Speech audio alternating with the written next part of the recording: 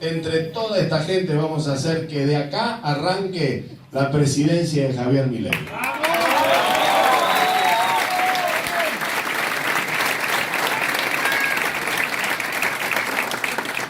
Muchas gracias, Carlos, por esta presentación. Muchas gracias a cada uno de los que se han hecho presente en esta convocatoria. Y quiero decirles que es muy interesante que haya gente que esté despertando y que se dé cuenta que estamos frente a un cambio de época. Ese régimen socialista que se arrancó acá en Argentina desde 1916 y que de ser una de las primeras potencias del mundo hoy nos tiene como 70, 80 al tipo de cambio oficial y 140 al paralelo, y que está haciendo de este país un lugar miserable. Nosotros venimos a decir que se acabó este momento de los políticos chorros y ahora es el momento de la gente honrada, de la gente que labura. Esto es una revolución moral.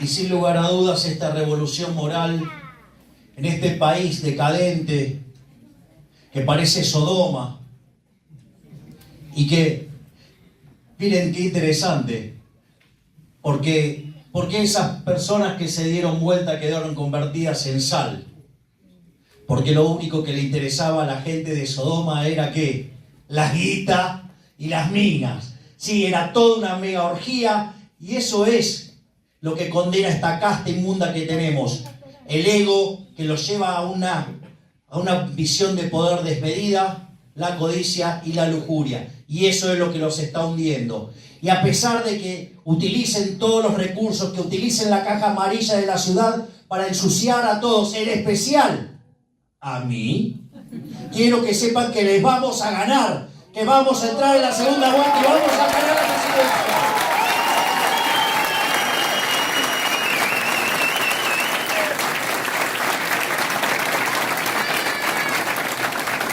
Y volviendo al tema de lo que es un cambio de época, ustedes tienen épocas de cambio, es decir, épocas en las cuales se van concatenando un cambio tras otro, y lo regular es justamente el cambio, pero esta vez es un cambio de época. Se terminó el momento de estos políticos sinvergüenza. Fíjense que lo que hacen sistemáticamente es menospreciar el trabajo que estamos haciendo. Hablan de gente indignada, de gente enojada, como si ellos no fueran responsables de ese enojo. Y lo que ellos proponen es seguir apostando por ellos de manera no enojados, cuando en realidad, si hay algo que tendríamos que estar, es muy enojados. Porque, ¿cómo se sentiría alguien en un país que produce alimentos para 400 millones de seres humanos, donde la presión fiscal sobre el sector agropecuario es del 60%, es decir, que el maldito Estado se queda con el alimento de 240 millones de seres humanos? ¿Me pueden explicar cómo carajo puede ser que haya 5 millones de argentinos que no le alcanza para morfar si no fuera por estos ladrones hijos de puta?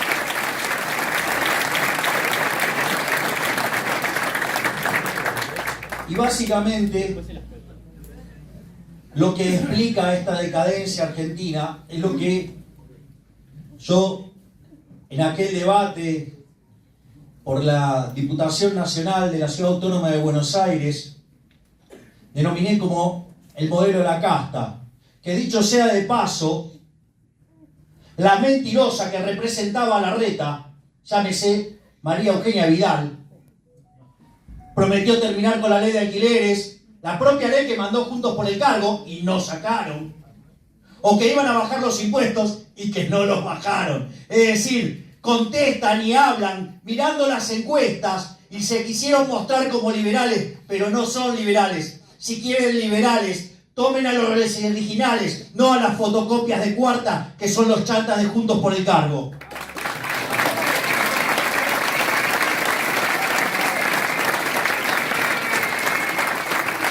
Y en aquel debate el tema de lo que es el modelo de la casta, yo explicaba que estaba inspirado en una frase nefasta que dice: donde hay una necesidad, nace un derecho. ¿Y cuál es el problema? El problema es que las necesidades son infinitas. Y cuando ustedes asignan un derecho, alguien lo tiene que pagar. Y como los recursos son infinitos, ustedes ahí tienen un problema de incompatibilidad. Necesidades infinitas, recursos finitos. Ahora bien, si yo me tuviera que guiar por eso, como economista, eso no es un problema.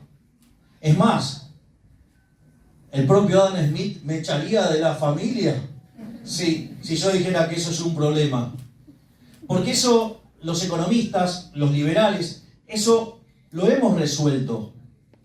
Se resuelve con el sistema de precios, con la propiedad privada, con la división del trabajo y la cooperación social. Y básicamente se manifiesta en el sistema de precios. Pero ¿qué es lo que pasa? El problema radica en que a los políticos esa solución no les gusta. No les gusta la solución de la mano invisible. No les gusta que cada uno de nosotros, guiados por nuestros propios intereses, llevemos el bienestar al máximo que pueda obtener una sociedad. Y ellos lo que prefieren es la garra visible, la garra del Estado que se apropia de nuestros recursos y los enriquece a ellos y nos empobrece a nosotros. Porque como decía Bastiat, son las porosas manos de los políticos. Entra por un lado algo y por el otro lado sale mucho menos. Y todo lo que se quedó en el medio es toda la casta política repulsiva, inmoral, inmunda que tenemos. ¿Saben por qué les molestó tanto que sortee la dieta? No porque en el fondo ellos no quieren devolverle nada a la gente. Eso los dejó en evidencia. Pero no es eso lo que más les molesta. Es por algo, digamos, peor, que 7 diputados, de hecho, pidieron que se me expulse de la Cámara por eso. Digamos, mayoritariamente de Juntos por el Cargo. Obvio, si aman los cargos. Y entonces, ¿por qué, digamos, les molesta tanto? Les molesta tanto porque una de las cosas que ustedes pueden ver es que ganan mucho más que el ciudadano promedio y que el ciudadano mediano, que es el más representativo de todos. Pero como si todo eso fuera poco y que entonces no hay nada de vocacional, en realidad resuelven por la caja, hacen eso por la caja, no por vocación, porque en el sector privado se cagarían de hambre porque son unos inútiles, sino que lo que más les duele es que cuando ustedes miran el nivel de vida que tienen, no lo pueden explicar con esta plata. Es decir, no les cierra el blanco. Y lo que más les molesta es que dejen claro que son una manga de chorros y que están ahí para robarnos a todos nosotros y que transan sobre todo cuando después de una votación en general, transan en los votos en particular. Por eso les gusta tanto quedarse hasta cualquier hora a espaldas de toda la población, porque en ese momento es cuando están transando. Y ese modelo de la casta se manifiesta en déficit fiscal. Cuando ustedes miran la historia económica argentina, hasta la crisis del 30, Argentina más o menos tenía las crisis sincronizadas con Estados Unidos. Pero Argentina desde el inicio del siglo XX hasta ahora ha tenido 22 crisis. De esas 22 crisis, 20 son de origen fiscal, donde se caracteriza por tener un alto déficit fiscal escandaloso. Entonces, cuando aparece el déficit fiscal, ¿cuál es el problema? Que hay que financiarlo. Entonces, ¿qué es lo que primero elige el político basura de la casta? El endeudamiento, que es algo recontra inmoral, es recontra inmoral. Les hago una pregunta: ¿quiénes de ustedes tienen nietos? Levanten la mano. ¡Voy a ser abuela! Eso para los que dicen que solamente hay jóvenes acá. Porque no se dan cuenta de que jóvenes de la cabeza. Si ustedes se van de joda y cuando terminan de irse de joda le pasan la cuenta a su nieto. ¿Cómo lo definirían? ¿Alguien se anima? Sí, digamos, va aproximándome, yo sería un poquito más efusivo. Bien, exacto. Es decir, fíjense que es profundamente inmoral. ¿Por qué? Porque la deuda son impuestos futuros. Y esos impuestos futuros van a cargar sobre nuestros hijos, sobre nuestros nietos, va a cargar hasta sobre personas que aún no han nacido. Es decir, es absolutamente inmoral. De hecho, una de las cosas que yo sugerí para que bajara la violencia en los partos es que a los nenes, cuando salen del vientre de la madre, en lugar de darle un chirlo, le muestren con toda la deuda que nació. ¿Sabe cómo van a gritar?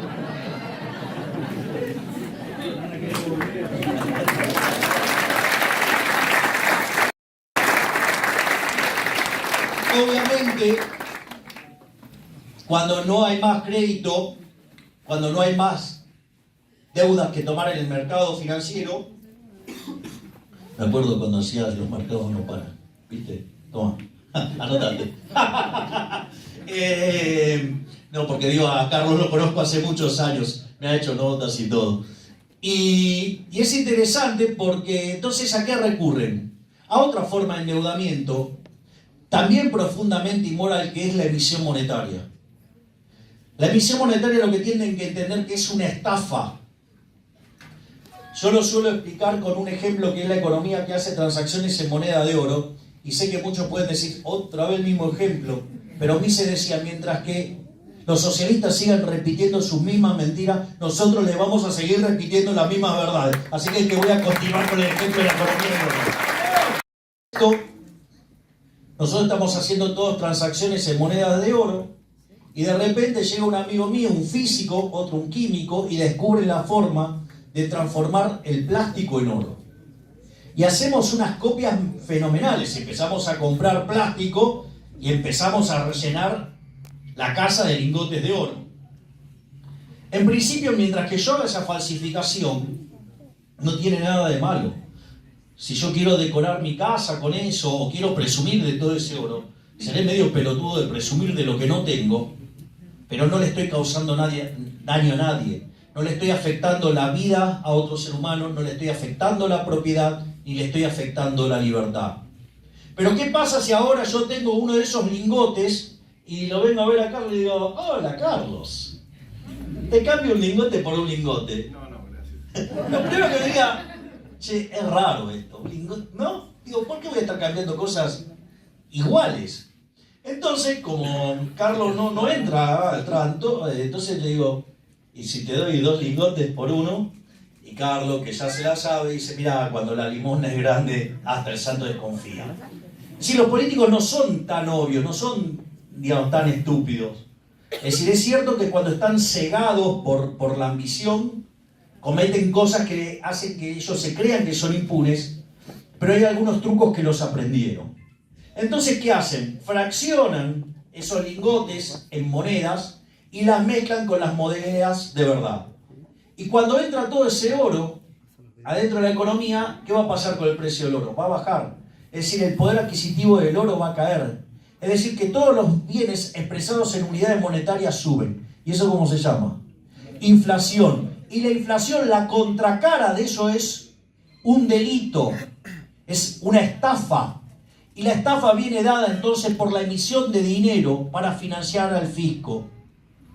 Es interesante cuando estos sátrapas, hijos de puta, inmorales, ladrones, basuras, dicen, no se puede cerrar el Banco Central. Y mandan a sus economistas esclavos para justificar esta estafa.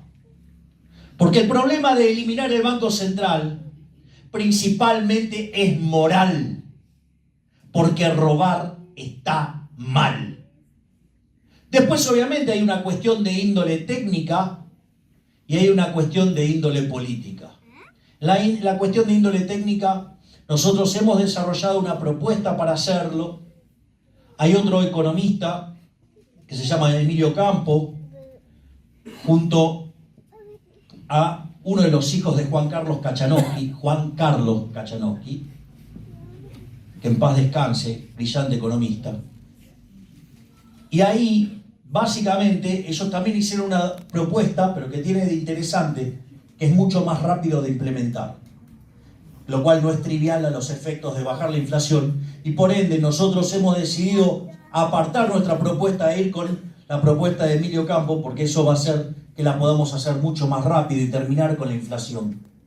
Pero vean que políticos supuestamente progresistas defienden la existencia del Banco Central.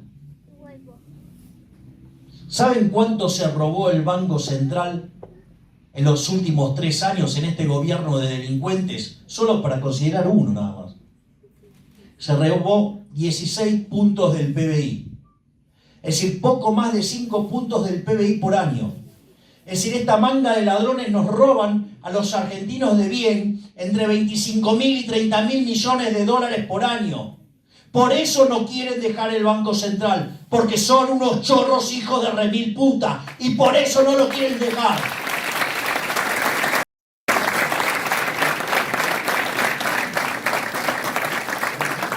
Y no solo eso, porque además la inflación tiene 2 efectos muy nocivos.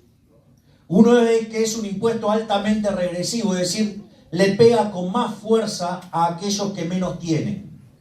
Es decir, ellos se hacen los progresistas y le sacan a los pobres para darle a los ricos, que son los políticos, una cosa verdaderamente increíble. Bueno, porque en realidad lo pueden hacer porque tienen el monopolio de la fuerza y además tienen el monopolio de la maquinita. Entonces, además la inflación lo que hace es distorsionar los precios, distorsiona entonces las inversiones y por ende la economía después termina poniendo capital en los lugares que seguramente no tenía que ponerlo, porque si las señales están distorsionadas claramente no sé dónde debería ponerlo, pero está claro que sé que está mal donde lo está haciendo. Y eso a la postre termina destruyendo capital, termina destruyendo la productividad, termina destruyendo los salarios reales.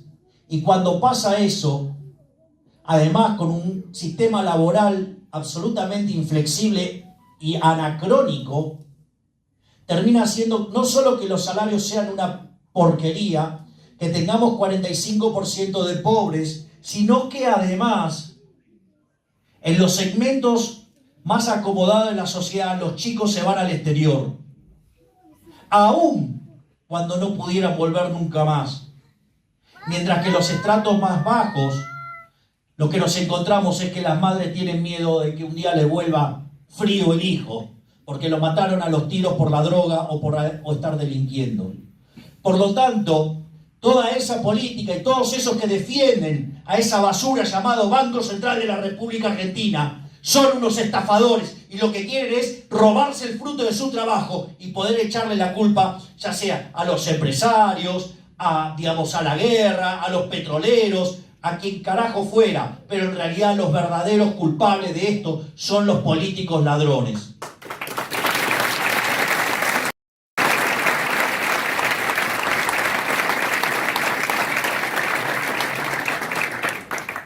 Y una vez que la inflación se desborda y quieren aplicar controles y aparece la escasez y aparecen todos los problemas asociados de los controles, entonces, frente a la inevitable crisis, entonces hacen el ajuste fiscal. Pero el ajuste fiscal siempre recae sobre la gente honesta, sobre la gente de laburo, y nunca cae sobre la basura ladrona de los políticos. Por eso hay un discurso mío en la Cámara donde digo, esta vez el ajuste lo tiene que pagar la política. Y si la política no paga el ajuste, que se lo lleve puesto a todos.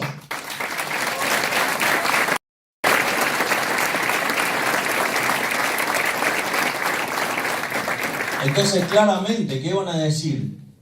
¿Que soy un loquito? ¿Que lo que propongo no se aplica? ¿Que soy peligroso? Sí, claro, soy muy peligroso. Soy peligroso para los chorros de los políticos. Porque lo que hago todo el tiempo es estar despertando a leones para que se den cuenta los delincuentes que tenemos como políticos y que tenemos que barrer con ellos para volver a las ideas de la libertad.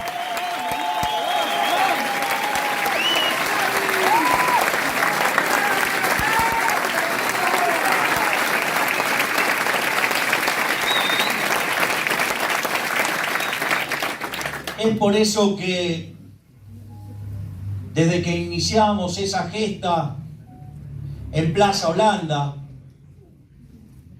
cuando nos largamos a la competencia por las PASO, yo recuerdo que decían que no íbamos a tener los votos para pasar las PASO.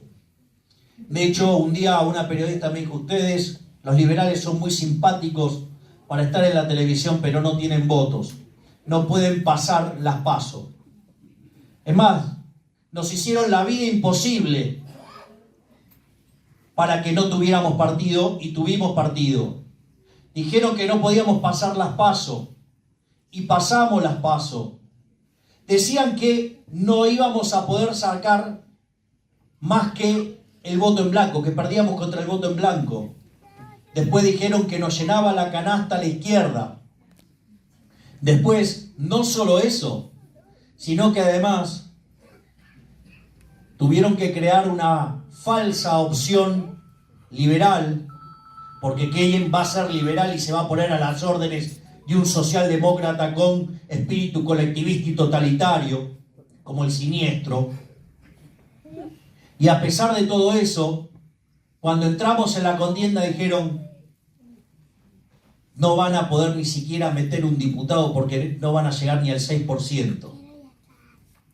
No solo que en las PASO le ganamos a la falsa opción liberal, sino que además terminamos sacando 17% de los votos. Y no solo eso, sino que cuando ingresamos al Congreso decían: no puede hacer nada un diputado solo gritando. Y yo en el debate les recordé a ese conjunto de impresentables de Juntos por el Cargo una frase del general San Martín, donde hoy se cumple un nuevo aniversario del nacimiento del padre de la patria, que nació un 25 de febrero de 1778, y la frase dice: hace más ruido un hombre solo gritando que 100.000 callados. Y cuando entramos en el Congreso dijeron que no íbamos a poder hacer nada, cuando hoy toda la basura de la casta trata de robarse pedazos del discurso del liberalismo. Y no solo eso, sino que además viven operándonos, viven ensuciándonos, viven diciendo mentiras, y usan para eso periodistas ensobrados que reciben sobres de la caja amarilla para difamar y ensuciar a la única opción liberal. Porque saben que si entramos en el balotaje, si entramos a la segunda vuelta, el futuro argentino es liberal.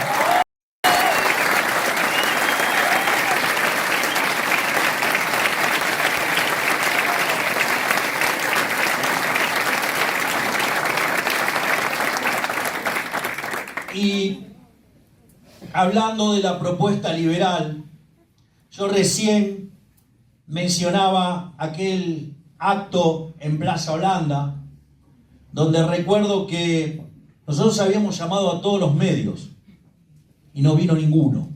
Y literalmente no vino ninguno a cubrirlo. Pero la magia de las redes sociales empezaron a transmitir los jóvenes desde Plaza Holanda, esa fiesta que está retratada, por ejemplo, en la tapa de uno de mis recientes libros que se llama El Camino del Libertario. Y una de las cosas más lindas que yo recuerdo de ese acto fue que cuando me puse a hablar de cuál es nuestra propuesta, dije: esto ya está escrito. Y en ese momento empecé a citar la definición de liberalismo del máximo prócer de las ideas de la libertad de toda la historia argentina, que es Alberto Venegas Lynch, hijo. Y para mi sorpresa, cuando yo empecé a recitar la definición, todo el público empezó a hacerlo. Y es por eso que a partir de ese acto, todos los actos repetimos siempre esa definición, para que les quede claro lo que nosotros vamos a hacer y cómo pensamos. Y la definición dice que el liberalismo es el respeto irrestricto del proyecto de vida del prójimo, basado en el principio de no agresión y en defensa del derecho a la vida, a la libertad y a la propiedad, cuyas instituciones son la propiedad privada, los mercados libres de intervención estatal, la competencia, la división del trabajo, la cooperación social, y donde solamente se puede ser exitoso sirviendo al prójimo con bienes de mejor calidad a un mejor precio. Por lo tanto, el sistema liberal no solo que es más productivo, sino que abraza un conjunto de valores que son los valores que hicieron grande a Occidente. Y lo interesante es que cuando uno propone esto, dice, no, aquí te habla de cosas impracticables. Para esos que dicen que el loquito habla de cosas impracticables, les cuento que aquellos países que son más libres son 8 veces más ricos que los países reprimidos. Aquellos países que son más libres, el ciudadano del decil más bajo está 11 veces mejor que su par en el país reprimido. Y está el doble de mejor que el 90% del país reprimido. Y es por eso que entonces en los países libres hay 25 veces menos de pobres en el formato estándar y 50 veces menos en el formato extremo. Es más, la gente vive un 25% más. Por lo tanto, ¿dónde está lo que no se puede? Es decir, es que los políticos chorros no quieren ceder sus privilegios. ¿No les alcanza a ver la evidencia de esa manera? Muchas veces suelen negar la evidencia porque yo me acuerdo que un día estaba en un sorteo de la dieta y en una emboscada que me hace un periodista. Obviamente ese periodista viene de la escuela basura, de un medio que vive ensuciándome permanentemente, un medio que quebró y que gracias a que un privado lo levantó, pudo seguir, pero como no cambió el modelo de negocio, sigue quebrado y ahora vive de la caja amarilla. Entonces tiene como deporte ensuciarme permanentemente. Y el punto ¿cuál es? Entonces un pelotudo me dice, economista encima, dice, no, bueno, pero eso no se puede aplicar porque Argentina es un país del sur, esa dicotomía estúpida del norte, del sur. Y le digo, discúlpame, pero yo que sepa, Argentina en el siglo XIX llegó a ser el país más rico del mundo y seguía estando en el hemisferio sur. Es más, te diría que con las comunicaciones de hoy, cómo viaja la información y cómo viaja el conocimiento, el mundo es un pañuelo. Por lo tanto, el argumento era una pelotudez hace 50 años, hoy es muchísimo más grande como pelotudez. Bueno, pero ese hombre, digo, había sido, de hecho manejaba la ANSES y se jactaba de que ganaba 16% y la inflación era 30%. Digo, así que imagínense cómo vienen sus jubilaciones. Entonces, ese salame invertía en el fondo de garantía de sustentabilidad. Así vamos a ser todos miserables cuando nos querramos jubilar. Entonces, y otro argumento es, no, bueno, pero en realidad vos no podés comparar personas de lugares distintos y todas esas cosas. Entonces, le redoblé la apuesta. Porque yo que sepa, cuando se separó la Alemania en la Alemania oriental, la Alemania comunista y la Alemania occidental, la capitalista, los alemanes eran todos iguales, ¿eh? O sea, venían todos del mismo lugar. Y el fracaso del socialismo real, es decir, el comunismo, en realidad no se dio en 1989 cuando se cayó el muro de la vergüenza y dejó en evidencia el fracaso del socialismo.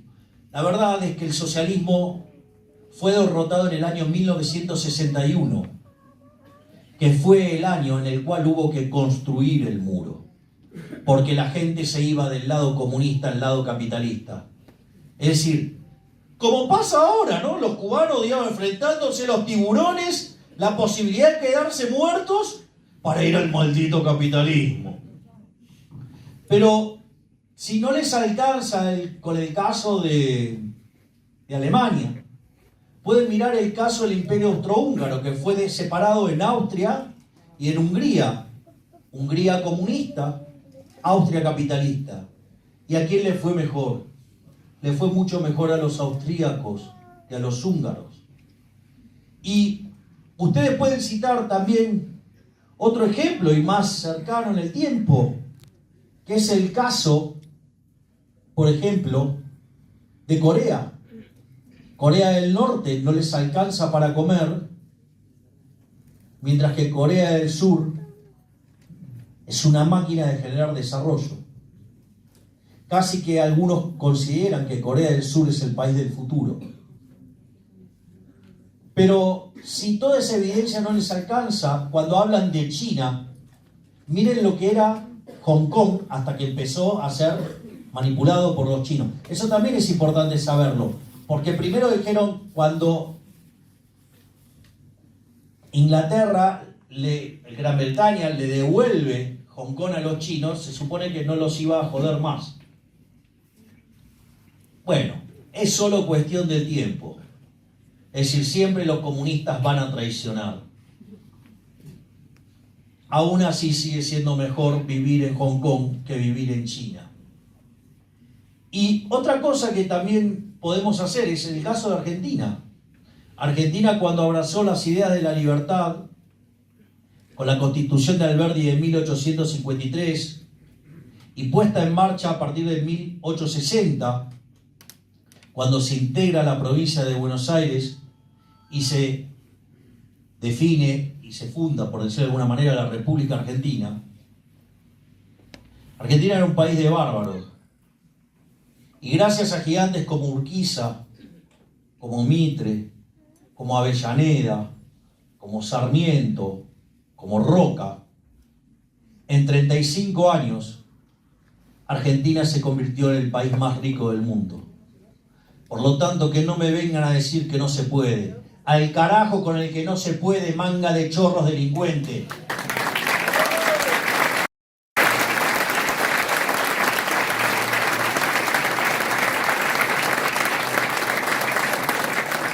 Lo que sucede, tal como lo conté con el caso de eliminar el Banco Central, más popularizado como dolarización, que en realidad es una competencia de monedas, pero a la luz que los argentinos eligieron históricamente el dólar, lo más probable es que de inicio los argentinos nos dolaricemos y después podamos elegir la moneda que se nos dé la gana. Al margen de esa situación, yo dije que había una cuestión moral, que había una cuestión técnica y básicamente había una cuestión política. Y el gran impedimento es político. Vean qué inmorales que son estas ratas inmundas. Porque yo podría dolarizar, no como dicen algunos chantas que necesitamos 70.000 millones de dólares, eso es mentira. Porque el tipo de cambio no es el oficial, es el paralelo, es el de mercado. Ahí baja a la mitad, o sea que necesito 35.000 millones de dólares. La pregunta es, si la basura de las ratas de mis compañeritos de trabajo, esas ratas inmundas de la madriguera, ¿sí?, pasaron el presupuesto para este año con un déficit de 35.000 millones de dólares. ¿Por qué sí están dispuestos a endeudarse por esa cantidad de dinero y seguir cagándole la vida a los argentinos, en lugar de agarrar y utilizar ese dinero para eliminar el peso y terminar con el flagelo de la inflación? Porque no les importa, porque a ellos lo único que les importa es seguir robándonos. Son lo mismo, lo que tienen que entender es que son lo mismo. Vamos a hacer este ejercicio.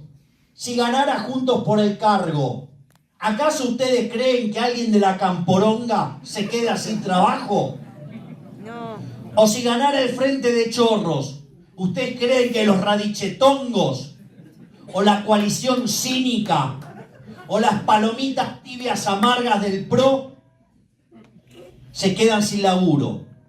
No se equivoquen, los negocios por abajo siguen. Se pelean para la tribuna, pero los negocios siguen. La verdadera grieta no es esa que ellos hablan de república y no república, de la patria y el antipatria. La verdadera grieta, ¿sí?, es entre los chorros de la política y los honestos que nos ganamos la vida laburando. Es más, ellos...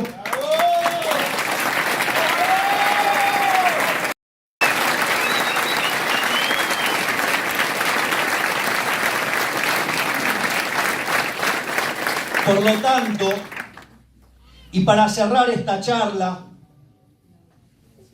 voy a usar una frase del debate del 2019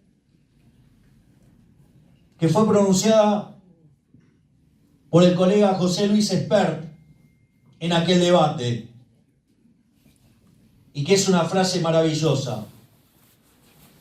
Argentina tiene futuro, pero ese futuro existe si ese futuro es liberal. ¡Viva la libertad, carajo!